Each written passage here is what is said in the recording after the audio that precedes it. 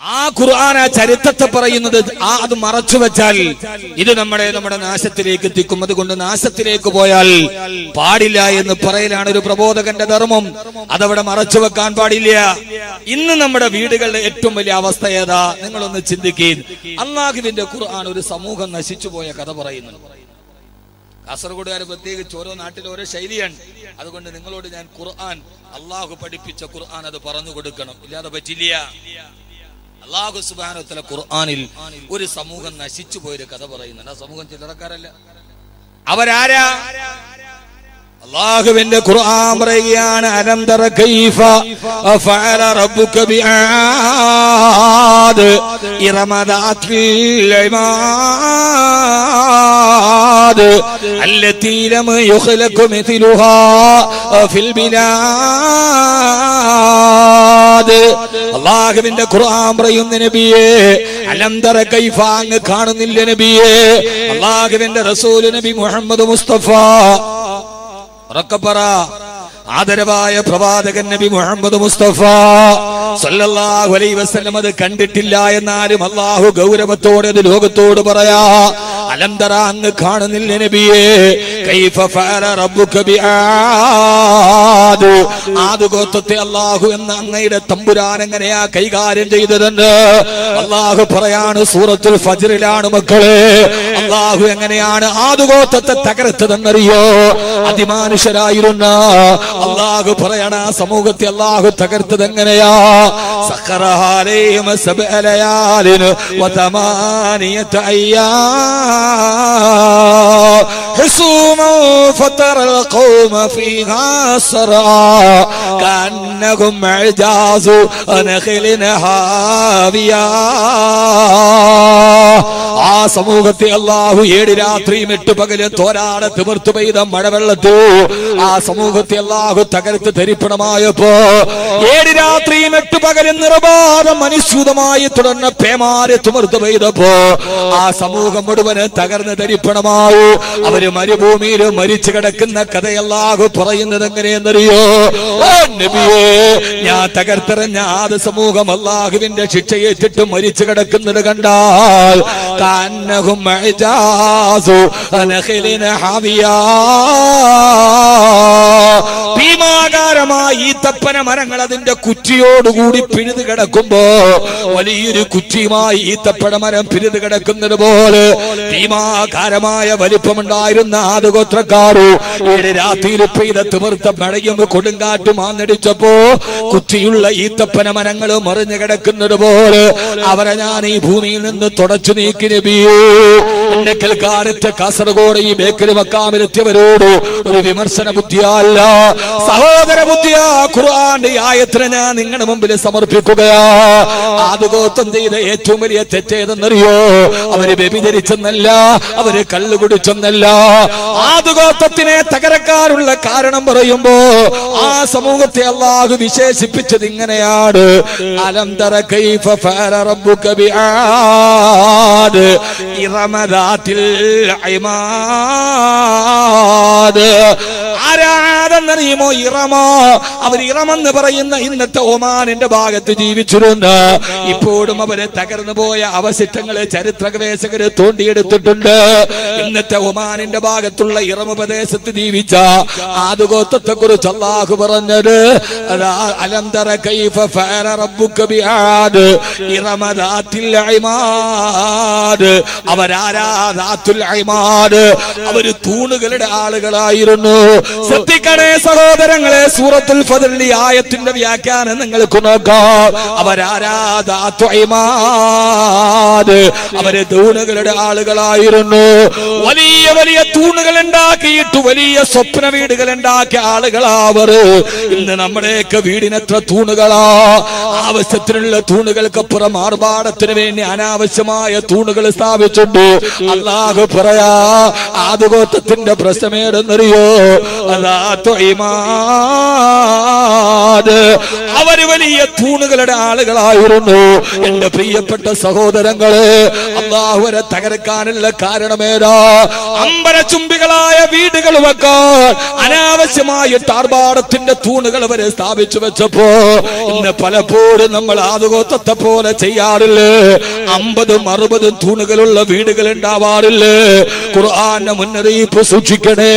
ആദ്യം തന്നെ ഞാൻ ഓർമ്മപ്പെടുത്തുകയാ, ആരാ ആദുഗോത്രമെന്നറിയോ? ഇറമ ഗ്രാമവാസികളായ അവർക്ക് ഈ ചരിത്രത്തിന് സമാന ലോകവുമായി ബന്ധമുണ്ട്. അല്ലാഹു അവർക്ക് ധാരാളം കുന്തിരിക്കം കൊടുത്തിരുന്നു. അവര് കുന്തിരിക്കം കച്ചവടം ചെയ്തവരാ. ഏറ്റവും വലിയ സുഗന്ധദ്രവ്യമായ കുന്തിരിക്കം അല്ലാഹു ആ നാട്ടിൽ ധാരാളം അല്ലാഹു വാരിക്കോരി കൊടുത്തപ്പോ അവര് കുന്തിരിക്കം കച്ചവടം ചെയ്ത് ലക്ഷങ്ങൾ ഉണ്ടാക്കി. അല്ലാഹു സുബ്ഹാനഹു വ തആല കുന്തിരിക്കമെന്ന അനുഗ്രഹം കൊടുക്കുമ്പോ അതോടൊപ്പം തന്നെ ആ നാട്ടിൽ അല്ലാഹു വലിയൊരു അരുവിയെയും ഒഴുക്കി കൊടുത്തു. ആദുഗോത്രക്കാർ എന്ത് ചെയ്തെന്നറിയോ? കോടിക്കണക്കിന് രൂപ ചെലവരുന്ന അന്നത്തെ ധാരാളം തൂണുകളുള്ള വീടുകൾ ഉണ്ടാക്കാൻ അവർ അത്യാഗ്രഹം മൂത്തപ്പോ വഴിയാത്രക്കാർക്ക് അല്ലാഹു കൊടുത്ത വെള്ളം പോലും അവര് വിലക്ക് വെച്ചിട്ട് അവരതുകൊണ്ട് പൈസ ഉണ്ടാക്കി. ചിന്തിക്കണേ മോനെ, കുന്തിരിക്ക കച്ചവടത്തുകൊണ്ട് പൈസ ഉണ്ടാക്കിയിട്ട് അത്യാഗ്രഹം കൊടുക്കാറ്. പച്ചവെള്ളം പോലും വഴിയാത്രക്കാർക്ക് അവര് വിലക്ക് വെച്ചിട്ട് അവരതുകൊണ്ട് തൂണുകളുള്ള വീടുകൾ ഉണ്ടാക്കിയപ്പോ അല്ലാഹു പറയാ, സഖറഹാലീം സബഅലയാലിം വതമാനിയത അയ്യാം. അല്ലാഹുവരെ തകർത്ത് കളഞ്ഞെങ്കോ പ്രിയപ്പെട്ട സഹോദരങ്ങളെ, ഗൾഫിന്റെ മണരാരണ്യത്തിൽ പോയി കട്ടപ്പെട്ട് പൈസ ഉണ്ടാക്കി അത് അനാവശ്യമായ തൂണുകൾക്ക് മാറ്റരുത്. അള്ളാന്റെ അനുഗ്രഹമായ വീട് സാമാന്യം വലിയൊരു വീടായിക്കൊള്ളട്ടെ, കുഴപ്പമില്ല. പക്ഷേ അള്ളാഹു നിങ്ങൾ കട്ടപ്പെട്ടുണ്ടാക്കുന്ന സമ്പത്തുകൾ അനാവശ്യമായി കളയരുത്. അതുകൊണ്ട് ധാരാളമായ തൂണുകൾ ഉണ്ടാക്കൂ. വീട് വെക്കുന്നതിലല്ല, ആ വീട്ടിൽ അള്ളാഹു പറഞ്ഞ ഏറ്റവും യഥാർത്ഥമായ തൂണുണ്ടാവണം. അള്ളാഹു നമുക്ക് മനസ്സിലാക്കാനുള്ള ബോധം നൽകട്ടെ. അള്ളാഹു ഒരു സമൂഹത്തെ കുറിച്ച് പറഞ്ഞത് അവര് തൂണിന്റെ ആളുകളായിരുന്നു. ഞാൻ പറഞ്ഞല്ലോ, ആർക്കൊരു പിണക്കം തോന്നണ്ട. ചിലപ്പോ ഇതൊന്നും നമുക്കറിയില്ല. ഇനി നമ്മൾ വീട് വെക്കുമ്പോ സൺഷെയ്ഡിന് 2 തൂണ്, ഒരു വീടിന് ആവശ്യമുള്ള പില്ലറുകൾ തൂണുകൾ ഒക്കെ ആയിക്കോട്ടെ, കുഴപ്പമില്ല. പക്ഷേ അതിര് കടന്ന് തൂണുകൾ ആപത്താണ്. ഇന്ന് നമ്മുടെ പൈസ മുഴുവന് നഷ്ടപ്പെടുന്നത്. എനിക്കിത് കൊണ്ട് പറഞ്ഞിട്ട് എന്ത് കാര്യമാണ്? നിങ്ങൾക്കൊരു തീരുമാനം ഉണ്ടായാൽ ഭാര്യയും ഭർത്താവും കൂടെ ആലോചിക്കും, അവിടെ തൂണ് ഇവിടെ തൂണ്. അള്ളാഹു നമ്മൾ കഷ്ടപ്പെട്ടുണ്ടാക്കണം പൈസ വെറുതെ ഭൂമിയിൽ കുഴിച്ചിട്ടിട്ട് ഖുർആൻ പറഞ്ഞതിന് വിരുദ്ധതയുമാകും. നമ്മുടെ ജീവിതത്തിൽ അള്ളാഹു തന്ന അനുഗ്രഹത്തെ കുറിച്ച് പരലോകത്ത് നമ്മൾ കണക്ക് പറയണം. അതുകൊണ്ട് നമുക്ക് എന്തെങ്കിലും ഗുണമുണ്ടോ? ഒന്നുമില്ല. അതുകൊണ്ട് ഇനിയെങ്കിലും ഈ കാര്യത്തിൽ ശ്രദ്ധിക്കണമെന്ന് നിങ്ങളോട്, പ്രത്യേകിച്ച് കാസർഗോഡ് വഴി യാത്ര ചെയ്യുമ്പോൾ കണ്ട ചില കാഴ്ചകളുടെ കൗതുകങ്ങൾ നിങ്ങളോട് ഞാൻ പങ്കുവെക്കാൻ അള്ളാഹു നമുക്ക് മനസ്സിലാക്കാനുള്ള ബോധം നൽകട്ടെ. ആമീൻ പറ. ഞാൻ പറഞ്ഞതിൽ വിഷമമുണ്ടോ? ഞാൻ പറഞ്ഞതിൽ വിഷമമുണ്ടോ? അള്ളാഹുടെ മുമ്പിൽ പറയേണ്ട സഹോദരങ്ങളെ, ഇത് ഞാൻ 15ാമത്തെ വയസ്സിൽ 7 മാസം കൊണ്ട് കാണാതെ എന്റെ ഹൃദയത്തിൽ പഠിച്ച ഖുർആനാണ്. അതിലൊരു ആയത്ത് ഇന്നത്തെ ലോകവുമായി ബന്ധമുണ്ടെങ്കിൽ അത് പറയലാണ് എന്റെ ധർമ്മ. നിങ്ങൾ സുഖിപ്പിച്ചിട്ട് വാള് പറയണേ എനിക്കറിയാം. പക്ഷെ എന്നെ സംബന്ധിച്ചിടത്തോളം എനിക്കൊരു നിലപാടുണ്ട്. ആ നിലപാടുകൾ കൃത്യമായി ലോകത്തോട് പറയണം. അതിന് മറുഭാഗത്തുനിന്ന് വരുന്ന ആക്ഷേപങ്ങളോ അപ്പുറത്തുനിന്ന് വരുന്ന കൂരമ്പുകളോ പറയുന്ന കാര്യത്തിൽ നമ്മൾ പ്രതീക്ഷിക്കേണ്ടതില്ല. ഒരു സമൂഹത്തിന്റെ മുമ്പിൽ നിൽക്കുമ്പോൾ വിമർശനങ്ങൾ സ്വാഭാവികം. ആ വിമർശനങ്ങളെ സ്നേഹത്തോടെ സ്വീകരിക്കാൻ കഴിയുമ്പോഴാണ് സമൂഹ മധ്യത്തിൽ നിൽക്കാനുള്ള യോഗ്യത നമുക്കുണ്ടാവും. വിമർശനങ്ങളുടെ മേൽ അസഹിഷ്ണുതയല്ല, അതിനെ സ്നേഹത്തോടെ നമ്മൾ മുന്നിടുക. അതാണ് ധൈര്യം, അതാണ് സ്ഥൈര്യം. അള്ളാഹുവിനെ നിലനിർത്തി അനുഗ്രഹിക്കുമാറാകും. അതുകൊണ്ട് ആദ്യം വിമർശിക്കാൻ പ്രശ്നമില്ല, ഒരു പ്രശ്നവും ഇല്ല. ഞാൻ വളരെ സ്നേഹത്തോടു കൂടി അതിനെ ഉൾക്കൊള്ളുന്നു. പക്ഷേ നാളെ അള്ളാഹുടെ മുമ്പിൽ പോകുമ്പോ വാക്കവി നീ എന്തുകൊണ്ട് പറഞ്ഞില്ല എന്ന് പറഞ്ഞാൽ എനിക്ക് എന്റെ റബ്ബിനോട് പറയേണ്ട അള്ളാഹുവെ പറഞ്ഞു കൊടുത്തിട്ടുണ്ട്. അതുകൊണ്ട് ഈ അമിതമായ തൂണുകൾ ഭാര്യയായിട്ട് ആലോചിക്കും. ഇപ്പൊ മിക്കവാറും ഭർത്താവ് ഗൾഫിലും ഭാര്യ ഇവിടെയാണ്. അവരവരുടെ ഒരു താല്പര്യത്തിന് അപ്പുറത്തെ വീട്ടിൽ കണ്ടു, ഇപ്പുറത്തെ വീട്ടിൽ കണ്ടു, അത് കണ്ടു, ഇത് കണ്ടു.